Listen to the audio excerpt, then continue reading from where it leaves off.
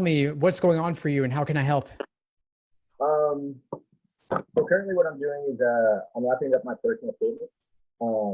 I've kind of shifted my focus a little bit on which law, like which discipline in law I decided to focus on.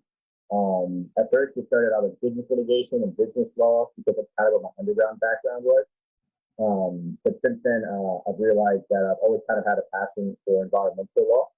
Um, kind of being pushed into the business aspect from an undergrad standpoint, I realized that there were certain outside influences that were kind of influencing my decision on particularly what discipline of law I wanted to study. So I guess what I would need some help in is just kind of really honing in my personal statement to display my desire to become an environmental lawyer. And it's a little bit difficult for me because, like I said, from having so many outside influences and like a general background in business, how to hone in and directly make myself more appealing as an applicant to an environmental law program. So any help on that would be greatly appreciated. Gotcha. Sure. So what is the biggest or most impactful experience you've had that influenced your decision to pursue environmental law? So growing up, I was kind of a trouble kid. I did have like a lot of family issues and stuff. But at the end of the day, like you guys, I made some questionable. Yeah, we're there.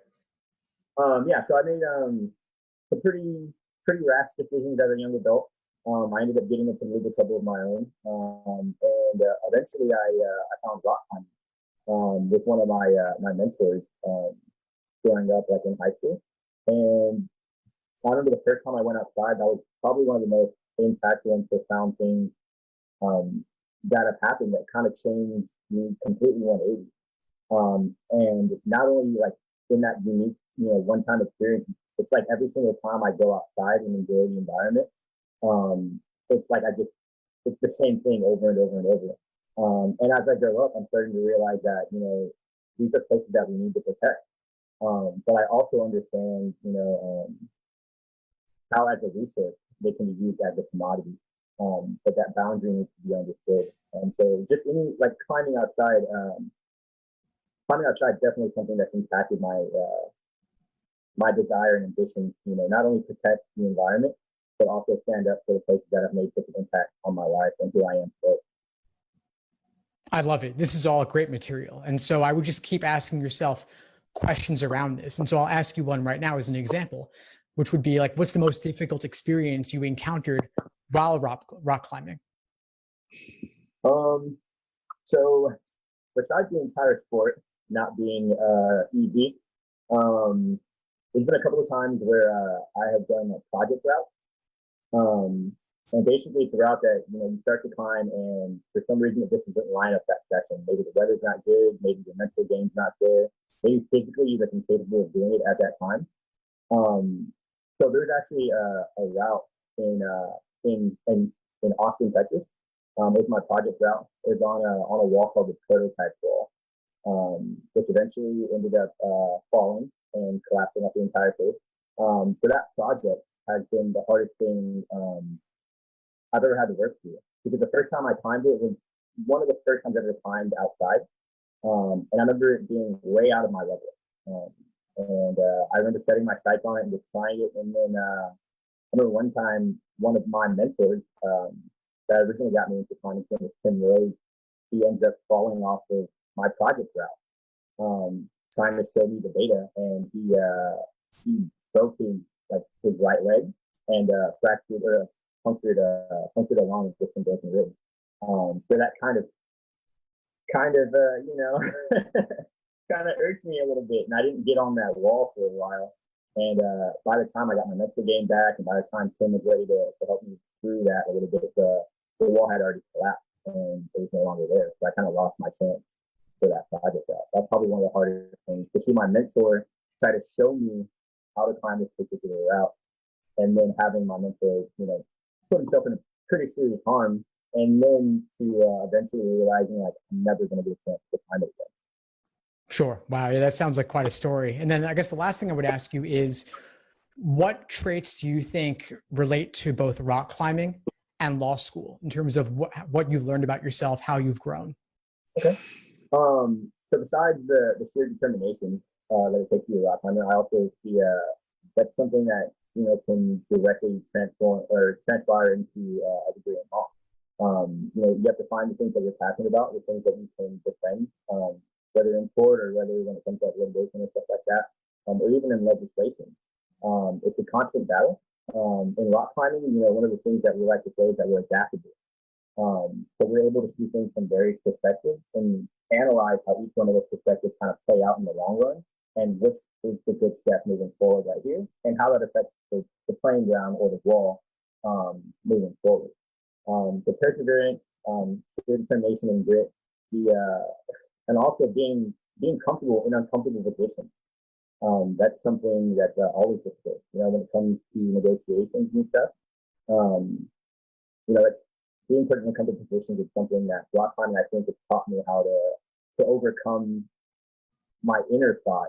Just kind of really hone in and be confident and firm in my decisions, but also flexible in my execution. Being able to adapt as certain things come at me from different areas. Yeah. I love it. Well, I haven't told you anything right now. I mean, all I've done is ask you a couple of questions.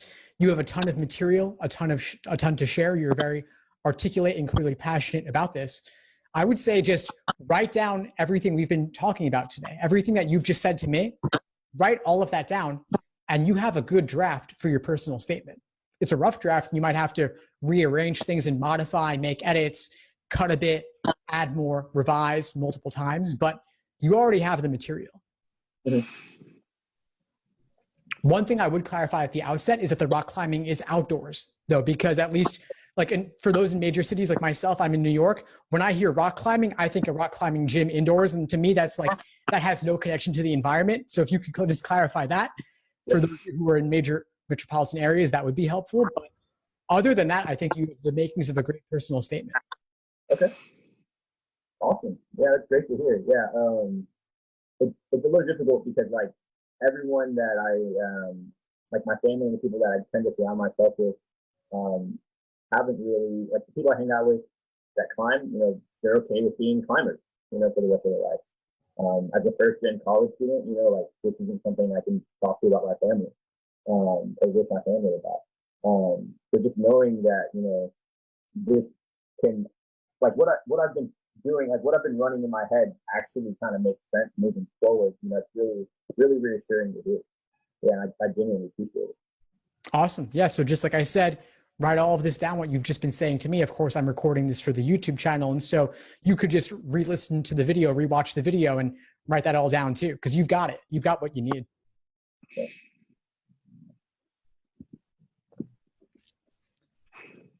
Yeah. Awesome. Great. But before we sign off, Adrian, what would you say is the biggest insight you got from our call today? If you're genuinely passionate about it, you just have to make it work. This is, for me, law is something that's been out of my realm for even understanding for pretty much my entire life. It's always something that I thought was too far out of my reach. But in this talk with you, I realized that just because it doesn't make a lot of sense, things do make sense. You just have to articulate it, and sometimes you have to say it out loud with people who are like-minded, and someone who understands the end goal, as well as the current trials and situations that you have to face before that. And again, yeah, thank you for that. Awesome, my pleasure. Well, please keep in touch and let me know if you need anything as you move forward. Yeah, thank you so much, Steve. Thanks for tuning into the show. Please subscribe if you haven't done so already to be notified of new episodes as I release them. And feel free to reach out if you need anything at all as you move forward with your prep. I'm happy to help however I can. In the meantime, I'll wish you all the best and take care.